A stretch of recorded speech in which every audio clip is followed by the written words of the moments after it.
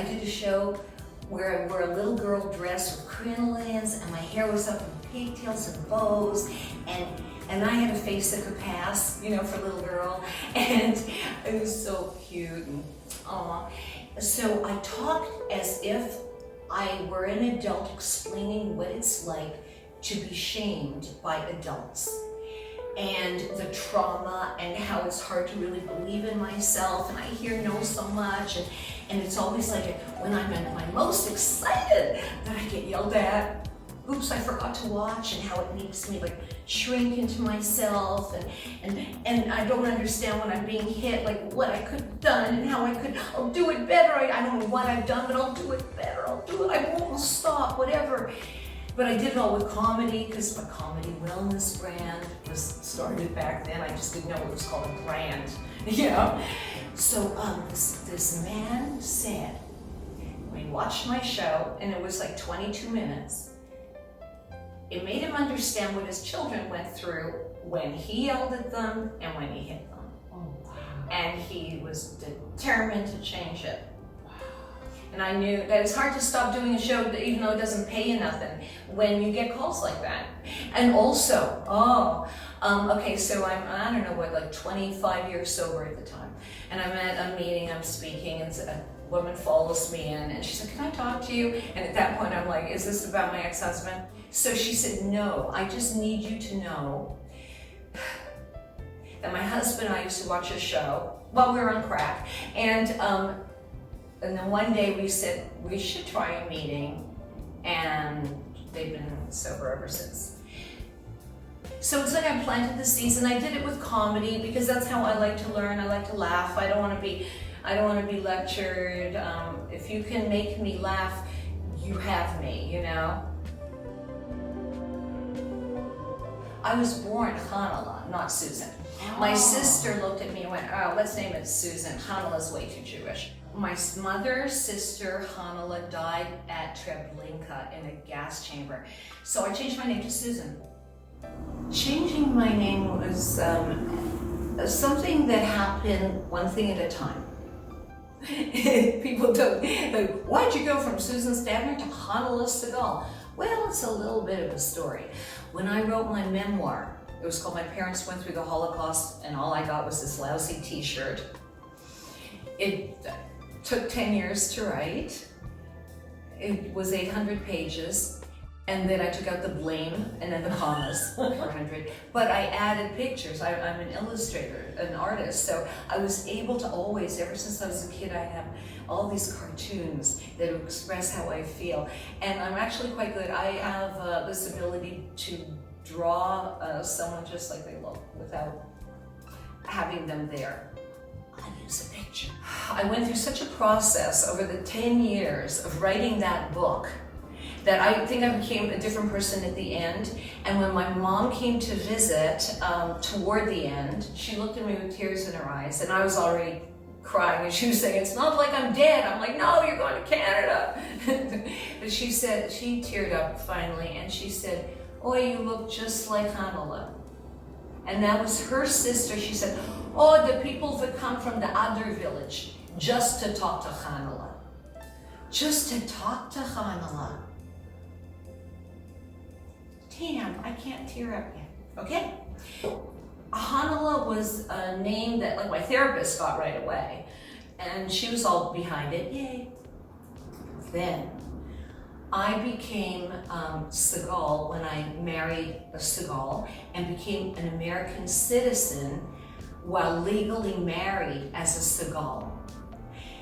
So to unsagal myself would have been very difficult and expensive, and Mr. Sagal had already cost me enough because he sued me for alimony, and he won. So you might say, well, why not just get rid of the name? Well, I don't believe in throwing out the baby with the bathwater, and I love the straight A's. Hanala Sagal. So I've been a Hanala Sagal for years now, and it fits, it's gentle.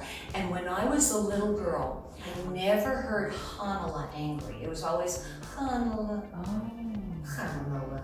Hanala, oi Hanala. But it was never like Hanala. I was too angry and resentful to make it really funny at first.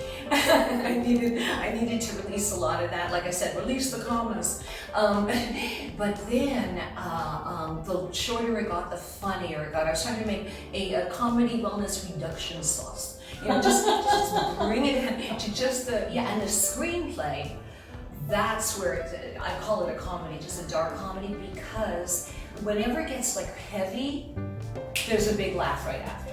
I don't want a stressful movie, and because I'm able to make it funny, it was just a matter of like, you know, what actually moves the story along and what is the funniest. That's what remained. And we flash back to my parents in Poland and my most disgusting and pathetic alcohol years. And although there's nothing funny about the Nazis, my mother and father, especially my mom, she had a way of, like, this is me. Mom, did you just make that up? And she said, yeah. And I go, oh, I have to write that down. That's how she was. And so we use those little gems. And my sister, she thanked me for the writing the book. She said, it brought Ma back. So she read it over and over again just to make my mother come alive again. So my mother was so in my head, it was kind of hard. Ma, me, the difference of the vowel, you know? So it was kind of hard, yeah. She has a very distinct voice, which is why casting the movie is going to be interesting. I wonder who's going to end up playing Manya, because this darling Holocaust survivor who's so bright and adorable, and she was really my inspiration. And that's why I wanted to change my name back to her sister, who died in a gas chamber. I don't think I would have finished the script for Traumaland had I not had this track record with Elvis and Nixon, starring Michael Shannon and Kevin Spacey. I used to say Kevin Spacey and Michael Shannon, by the way. If they don't know, it won the Tribeca 2016 Centerpiece. That's like the prize. So based on that, I was inspired to do this, to finally finish it. I've been working on the screenplay since the book came out. I had to order the DVDs from Netflix to research this meeting that Elvis had with Nixon. I didn't know anything about it. So I saw all the people who were there talk about it. And one of the guys that I saw was Jerry Schilling. And he said he was there for the whole meeting. And I went, and the whole trip and everything. It was a really interesting story. And I also read Priscilla Presley's book, and that changed everything. That gave me motive. And so I thought, I got it. I don't want to write a screenplay about dead Elvis. Boo-hoo. You know, I liked Elvis. I don't want to write, that's a tragic end.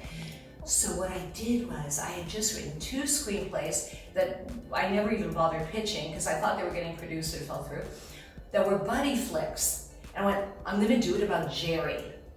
And that's how I came out with the idea of how to format the screenplay and everything.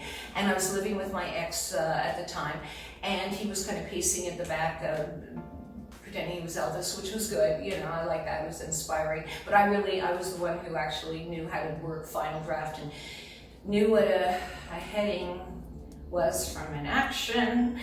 Okay, so anyway, no, where is it right there?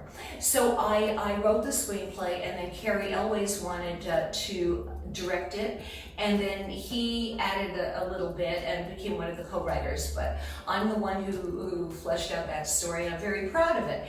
So I'm glad that we're able to use that to get us to the next level with Traumaland. And that's why I finished it, because I had a feeling that people would pay attention to a produced screenwriter.